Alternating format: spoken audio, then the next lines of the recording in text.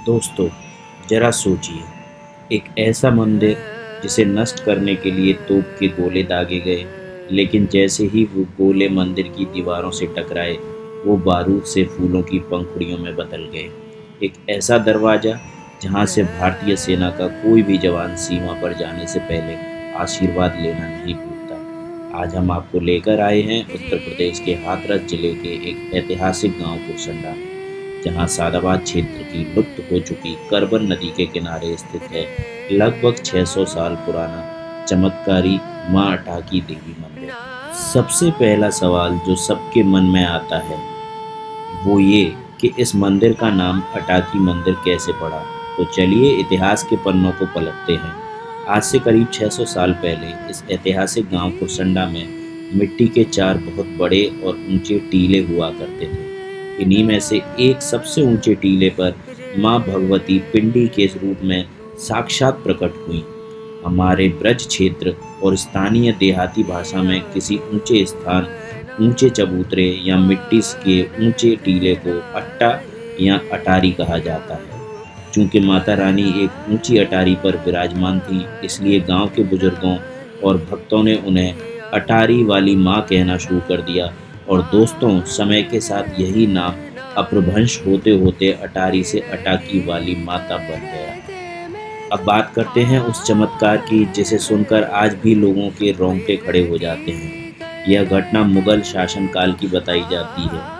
कहा जाता है कि जब तत्कालीन शासकों की सेनाएं इस क्षेत्र के मंदिरों को निशाना बना रही थीं, तभी इस पावन मंदिर पर भी हमला किया गया था। मंदिर को ढहाने के लिए तोपें तैनात की गईं और बारूद के गोले दागे गए, लेकिन कहते हैं ना, जाको राखे साइयां मार सके न कोई। स्थानीय लोक कथाओं और बुजुर्गों के अनुसार जैसे ही तोप के वो विनाशकारी गोले मंदिर परिसर की सीमा में आए, माँ अटाकी के दिव्य चमत्कार से वो ठंडे पड़ गए और फूलों में तब्दील हो गए।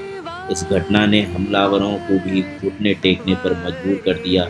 तब से माँ की महिमा पूरे उत्तर प्रदेश और ब्रज मंडल में आग की तरह फैल गई। इस मंदिर की एक और सबसे बड़ी खासियत है यहाँ की अनोखी परंपरा। जब आप मंदिर के अंदर कदम रखेंगे तो आपकी नज़र यहाँ लटके हजारों हजार पीतल के घंटों पर पड़ेगी। इसे क्षेत्र में घंटों वाले मंदिर के नाम से भी जाना जाता है। मान्यता ये है कि यह मांगी गई कोई भी मन्नत खाली नहीं जाती है, और जब भक्तों की मुराद पूरी होती है तो वो माँ के चरणों में घंटा चढ़ाकर अपनी कृतज्ञता व्यक्त करते हैं। यही नहीं, कुरसंडा और सादाबाद की माटी ने देश को कई वीर फौजी दिए हैं। यहाँ की एक अटूट परंपरा है कि जब भी क्षेत्र का कोई युवा भारतीय सेना में भर्ती होता है या छुट्टी के बाद अपनी ड्यूटी पर देश की सीमा पर वापस लौटता है, तो वो सबसे पहले माँ अटाकी के दरबार में आकर शीश नवाता है। जवानों का मानना है कि माँ आंचल सीमा पर भी कवच बनकर उनकी रक्षा करती हैं।